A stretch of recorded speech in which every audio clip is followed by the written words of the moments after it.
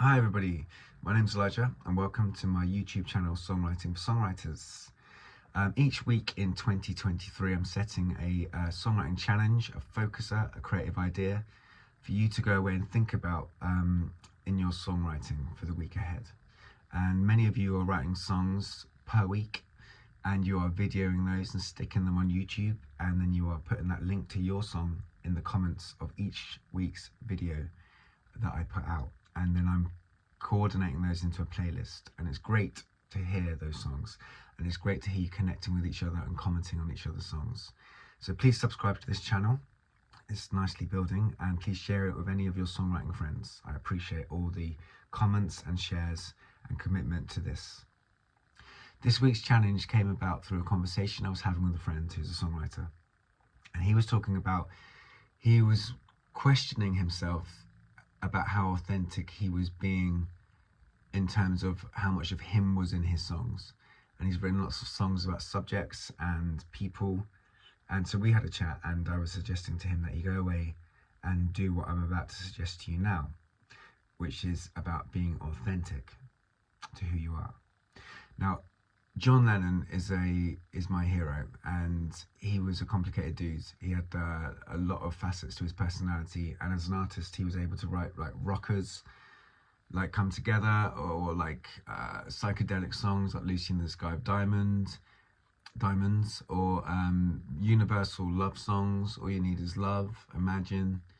He was also able to like lean into influences at times, like on You've Got to Hide Your Love Away, or Working Class Hero, which had like a Dylan influence. But he was always, I believe, authentic to who he was, you know, and his songs and his art and who he was always authentic. And sometimes that came at a cost. He'd be ridiculed, but he didn't care. He just was able to be who he was. Now, 3 examples of this in his writing throughout his kind of career.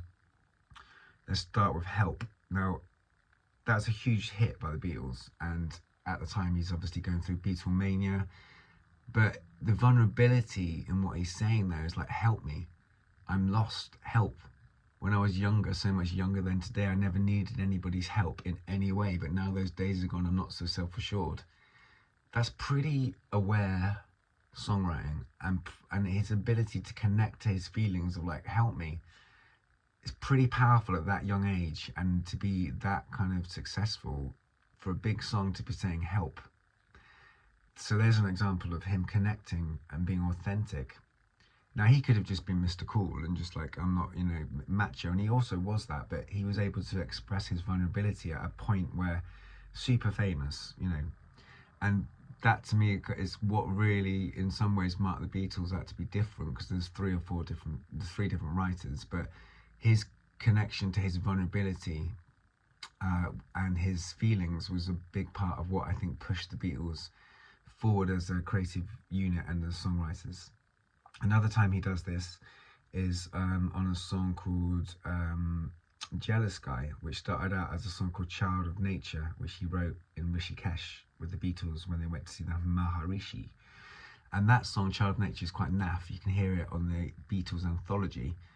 But he came back to it and wrote Jealous Guy.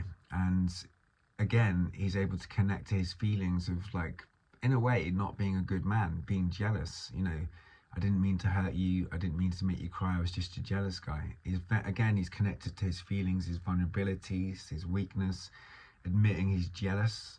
I mean, that's not an easy thing to do, to admit that you're someone who's jealous, because there's reasons behind jealousy, which are vulnerability, you know, and he was able again to connect to his feelings. Another song in which he does this is a song called Mother. He had a very complicated upbringing, and his mother and father weren't present in his life in the way that they should have been.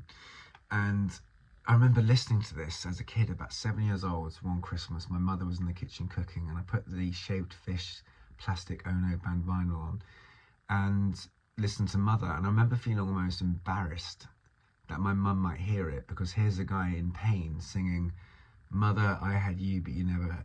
Mother, you had me, but I never had you. I needed you, but you didn't need me.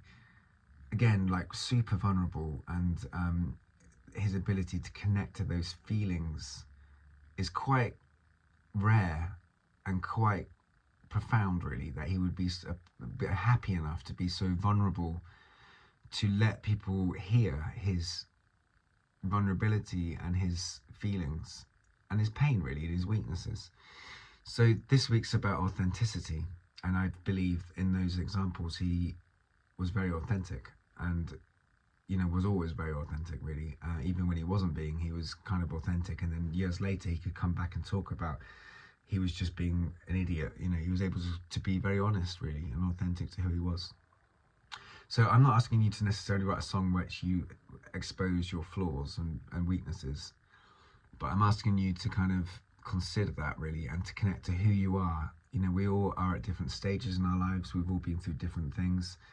And I'd like you to consider really connecting to what you're feeling here today, or this week. What are you feeling? What have you been through? Who are you? Now, something I do, because I'm sort of committed to being a songwriter, I always imagine that each song I'm writing is going to be my last song, really, and to kind of really put the pressure on myself to kind of really be sure of what I'm saying, so it's authentic. Now, I don't always get it right, and sometimes I hide feelings, and that's vulnerable. That's obviously fine, but this week is like really focus on being really honest about what you feel.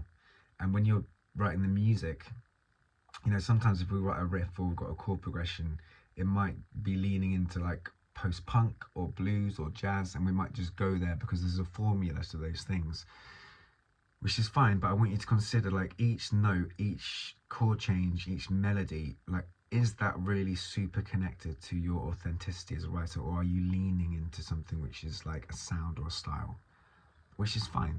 That might be authentic to you, but just question it. Am I really being connected to me as a feeler of music? Does that next note or chord really do it for me? Be authentic. If not, dare yourself to change it. Don't just rely on the kind of obvious. Be connected. Check every chord and note. Make sure it's super authentic.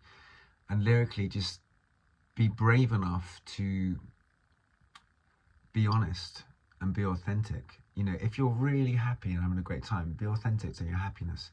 If you're really going through something, be connected to that, and just try and be sort of, look at that jealous guy thing. Like, I didn't mean to hurt you. I didn't mean to make you cry. I was just a jealous guy. It's very simple language. It's not poetic particularly. It's not dressed up in loads of allegory or abstraction. It's very like, I feel this. This is how I feel. So dare yourself to be super authentic this week and write a song which is really, really authentic to who you are, and be really honest about who you are.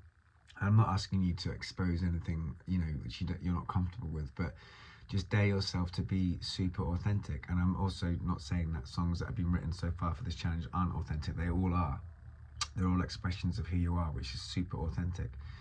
But this week is about really, really, really, really look at how you feel and say how you feel, and be brave enough to say it, and be brave enough to be authentic. So that's this week's challenge, and I look forward to hearing who you are and what you've got to say. So as I said, please subscribe and share, and I look forward to hearing your work this week. And thank you very much for all the feedback, positivity, and I hope you have a good fun, and this week's a good challenge for you. Lots of love.